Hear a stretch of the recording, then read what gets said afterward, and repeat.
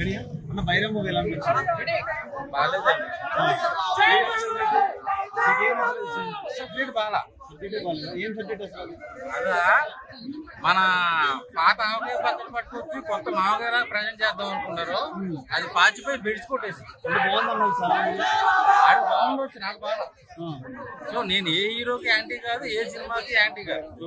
So cinema చూడడానికి వచ్చా. Hit అయితే 100 కోట్లు కొడితే చాలా హ్యాపీగా ఫీల్ అయ్యాడు. సో నన్ను అయితే డిసప్పాయింట్ చేసింది. ఇంకా బాగా తీసుకుంటే బాగుంది. Subject old subject. గుడిమాన్యుల కోసం మామని చెప్తాడు, మామన్ తర్వాత ఫ్రెండ్ అని చెప్తాడు, లాస్ట్ ఆడి చెప్తాడు.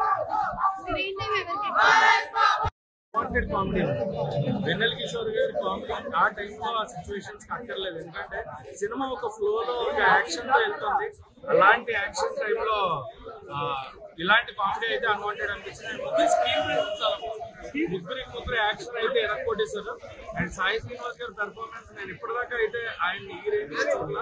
ఆయనకైతే పెర్ఫార్మెన్స్ వైజ్ అయితే గట్టి కంబ్యాక్ అని చెప్పొచ్చు ఆయనకి.